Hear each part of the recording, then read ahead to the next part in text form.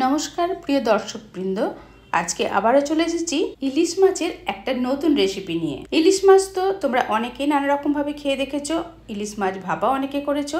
আজকে আমি ইলিশ মাছ ভাপা রেসিপিটা তোমাদের সামনে শেয়ার করব একদম নতুন স্বাদে এবং নতুন পদ্ধতিতে। আর এই ইলিশ ভাপা রেসিপিটা বানানো খুবই সহজ, খুব কম সময়ের মধ্যে চটজলদি ঘরে কয়েকটা উপকরণ থাকলে বানিয়ে ফেলা যায়। আমি এখানে নিয়ে নিয়েছি 500 গ্রামের ইলিশ মাছ।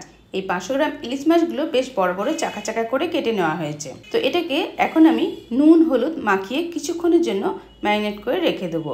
বন্ধুরা, যখনই তোমরা ইলিশ মাছ ধোবে তখন কিন্তু খুব ভালো করে রগড়ে রগড়ে ধোবে না, তাহলে ইলিশ মাছের স্বাদ এবং গন্ধ দুটোই কিন্তু চলে যায়। তো আমি এখানে ভালো করে নুন হলুদ মাখিয়ে এটা আমি 10 মিনিটের জন্য রেস্টে রেখে দেবো। এখানে আমি যে ইলিশ মাছটা নিয়েছি সেই মাছটার পেটের মধ্যে ডিম ছিল, ডিম শুদ্ধই আমি এইভাবে চাকা চাকা করে কেটে নিয়েছি। বন্ধুরা, এখানে একটা টিপস শেয়ার করছি, যখনই ইলিশ মাছ কাটবে, ইলিশ মাছ কাটার আগে অবশ্যই কিন্তু আঁশটাকে ভালো করে ছাড়িয়ে নেবে। ছাড়িয়ে নেওয়ার পর কানকোর পাশটা খুব ভালো করে ধুয়ে ফেলবে, তারপরে পিস পিস করে নেবে। তাহলে ইলিশ মাছগুলো ধোয়ার সময় বেশি রগড়ানোর দরকার পড়বে না, অল্প জলে খুব তাড়াতাড়ি ধুয়ে নেওয়া যাবে। এখন আমি ইলিশ মাছটাকে রেস্টে রেখে দিলাম। এবার আমি নিয়ে নিয়েছি কিছু ধনেপাতা। এই এক আটি ধনেপাতাগুলো ভালো করে জল দিয়ে প্রথমে আমি ধুয়ে নিয়েছি, তারপরে আমি এগুলোকে খুব ভালো করে বেছে যে পাতার অংশগুলো আছে সেগুলোকে কেটে নিচ্ছি এইভাবে।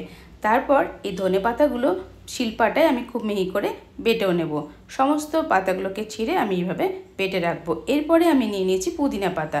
এখানে দেখো একদম বড় বড় ফ্রেশ পুদিনা পাতা আমি নিয়েছি। এবারে এখান থেকে পুদিনা পাতাগুলো আগেই আমি ধুয়ে নিয়েছি। এখন আমি পুদিনা পাতার যে পাতার অংশগুলো সেগুলোকে এভাবে ছাড়িয়ে নেব।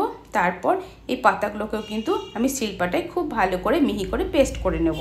বাজার থেকে নিয়ে আসা এই পুদিনা পাতাগুলো প্রথমে আমি ধুয়ে নিয়েছি, তারপরে কিন্তু বেছে নিচ্ছি।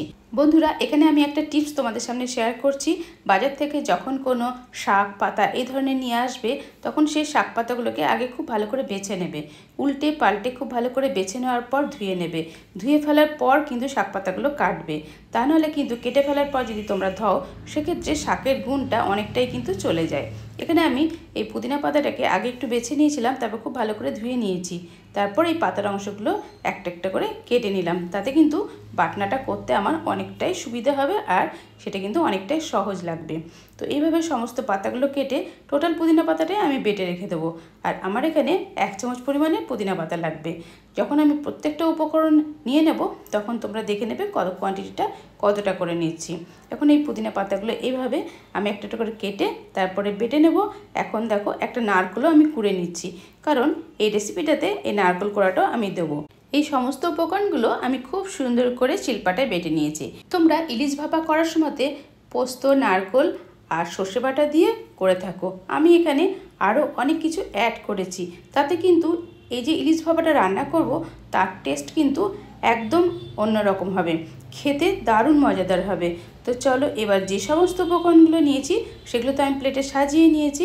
এবারে এই সমস্ত উপকরণগুলো কখন ব্যবহার করব সেটা এবার বলে দেবো।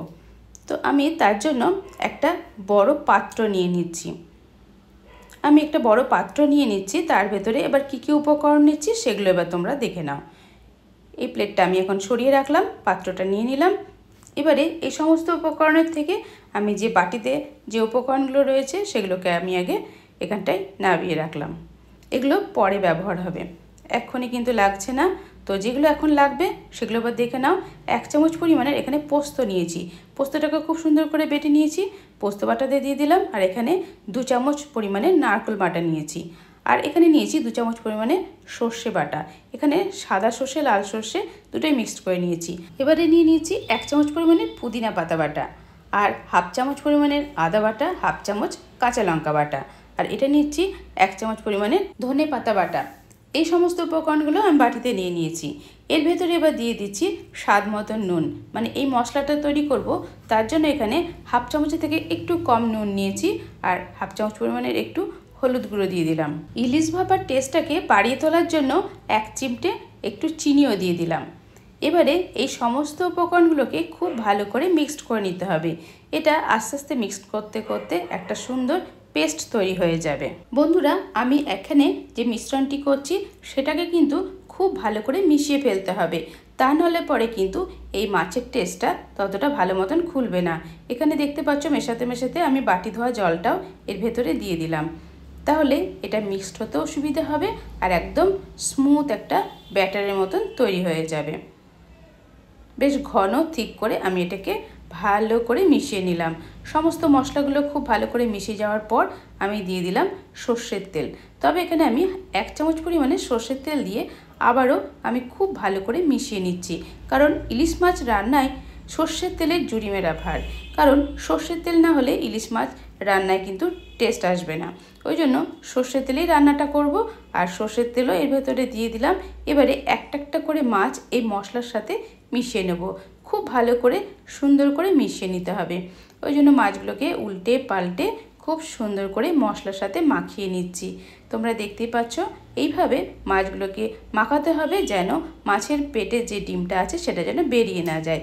ওই জন্য খুব সাবধানে উল্টে পাল্টে আমি এই মাছের পিসগুলোকে এই মশলার সাথে মাখিয়ে নিচ্ছি।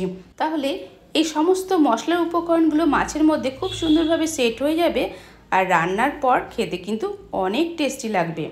তো একটা একটা করে আমি মাছকে এই মশলার সাথে এইভাবে মাখিয়ে নিলাম। এই ইলিশ মাছগুলো মাখাতে মাখাতে ভীষণ সুন্দর একটা গন্ধ বেরিয়েছে, কারণ এর মধ্যে রয়েছে সর্ষে বাটা, পুদিনা পাতা, ধনে পাতা বাটা। একদম সমস্ত গন্ধগুলো এতটা সুন্দর লাগছে যে এই রেসিপিটা তৈরি করার পর খেতে কিন্তু দুর্দান্ত লাগবে। তো এখন আমি প্রত্যেকটা মাছকে মশলার সাথে খুব ভালো করে মাখিয়ে নিলাম। এবার আমি ঢাকা দিয়ে এটাকে রেখে দেব 10 থেকে 15 মিনিটের জন্য। 10 থেকে 15 মিনিট পর আমি ফিরে আসবো রান্নাঘরে। এখন আমি গ্যাস অন করে দিয়েছি। গ্যাসের উপর কড়াই বসিয়ে দিলাম। কড়াইতে দিয়ে দিয়েছি 2 কাপ পরিমাণে জল। গ্যাসের ফ্লেমকে মাঝারি করে জলটা আমি ফুটতে দিলাম। এদিকে আমি একটা পাত্র নিয়ে নিয়েছি, তার ভেতরে মশলা মাখানো এক একটা মাছের পিসকে সুন্দর করে সাজিয়ে রাখছি। এবার দেখতে পাচ্ছ একটা পরপর কিন্তু আমি এইভাবে মাছগুলোকে রাখছি, তাহলে যেন ভেঙে না যায় সেই দিকে খেয়াল রেখে মাছগুলোকে কিন্তু সেট করতে হচ্ছে। তো এইভাবে আমি আস্তে আস্তে জায়গা করে নিলাম, দিয়ে একটা লেয়ারের মতন মাছগুলোকে দিয়ে দিলাম। এরপরে যে মশলাগুলো রয়েছে বাকি মশলাগুলো কিন্তু ওপর থেকে আস্তে আস্তে এইভাবে ছড়িয়ে দিলাম। বেশ সুন্দর করে ছড়িয়ে দিলাম সমানভাবে। আমার এটা রাখা কমপ্লিট হয়ে গেল। এর উপরে আমি কাঁচা লঙ্কা কিছু চিড়ে চিড়ে দিয়ে দিলাম। কাঁচা লঙ্কাগুলোকে তোমরা চাইলে একটু বাড়িয়েও দিতে পারো যারা খুব ঝাল খাও, আর কম ঝাল খেলে আমার যে কটা পরিমাণে দিয়েছি সে কটাই দিতে পারো। এরপরে ওপর থেকে দিয়ে দিলাম আরও 1 চামচ পরিমাণে সর্ষের তেল। তারপরে আমি এটাকে নিয়ে চলে যাব যেখানে আমি জল বসিয়ে দিয়েছি। জলটা কিন্তু ফুটেও গেছে। এখানে আমি ঢাকাটা দিয়ে দেব। সব শুদ্ধ আমি সেই জলের মধ্যে এটাকে বসিয়ে দেব। তার আগে আমি কড়াই বসানো একটা স্ট্যান্ড নিয়ে নিয়েছি। সেই স্ট্যান্ডটাকে এই গরম জলের মধ্যে দিয়ে দিলাম। তো জলটা ভালো করে ফুটে যাওয়ার পর আমি এবার যে মাছগুলোকে যে পাত্রে সাজিয়ে রাখলাম সেই মাছগুলোকে এবার আস্তে করে এর ভেতরে বসিয়ে দেব। বসিয়ে দিয়ে এবার একটা ঢাকনা দিয়ে দিতে হবে। ঢাকনা দিয়ে ঢেকে গ্যাসের ফ্লেমকে মিডিয়াম করে আমি রেখে দেব 2 মিনিট। তারপর গ্যাসের ফ্লেমকে একবারই কমিয়ে দেবো। কমিয়ে দিয়ে আরও 2 থেকে 3 মিনিট রেখে দেবো। 5-6 মিনিট পর ফিরে এসেছি। জলটা অনেকটাই কমে গেছে। এবার আমি ঢাকা খুলে দেখিয়ে দিচ্ছি। দেখো মাছের এই ভাপা রেসিপিটা কিন্তু একদম কমপ্লিট হয়ে গেছে। ওপর থেকে তেলটাও ভেসে এসেছে আর এটা কিন্তু খুব সুন্দরভাবে মাছগুলো সেদ্ধ হয়ে গেছে। এখন আমি এই মাছটাকে তুলে তোমাদের দেখাচ্ছি। আবার একটা প্লেটে আমি এটাকে পরিবেশনও করে দিচ্ছি। মাছের গ্রেভিটা কিন্তু খুব সুন্দর থিক টাইপের হয়েছে আর মাছগুলো খুব সুন্দর সেদ্ধও হয়ে গেছে। এবার একটা একটা করে এইভাবে তুলে আমি প্লেটে সাজিয়ে নিচ্ছি। তো বন্ধুরা, এই রেসিপিটা খেতে কিন্তু দুর্দান্ত হয়েছে। একদম নতুন স্বাদের এইরকম ইলিশ ভাপা তোমরাও কিন্তু বাড়িতে বানিয়ে ফেলতে পারো। দেখবে খেয়ে খুবই ভালো লাগবে। গরম গরম ভাতের সাথে এরকম ইলিশ ভাপা খেতে কার না ভালো লাগে। আশা করছি তোমাদের ফ্যামিলির সবাই ভীষণই পছন্দ করবে। তো বন্ধুরা, দেরি না করে চটপট একবার এই রেসিপিটা তোমরাও ট্রাই করে দেখো। তোমাদের ফ্যামিলির সবাই কিন্তু খুব খুশি হবে এই রেসিপিটা খেয়ে। গরম ভাতের সাথে যাকে দেবে সেই কিন্তু ভীষণ পছন্দ করবে। তো বন্ধুরা, আমার এই ভিডিওটা যদি ভালো লেগে থাকে তোমাদের ফ্রেন্ড সার্কেলকে অনেক অনেক শেয়ার করারও অনুরোধ রইল। ভালো লাগলে অবশ্যই একটা লাইক করে দিও আর কমেন্ট করে লিখে জানিও তোমাদের কেমন লেগেছে। আমার এই ভিডিওটা দেখার জন্য তোমাদেরকে অসংখ্য ধন্যবাদ। যারা নতুন বন্ধু হচ্ছে অবশ্যই আমার চ্যানেলটিকে সাবস্ক্রাইব করে নোটিফিকেশন টান করে আমার পাশেই থেকো।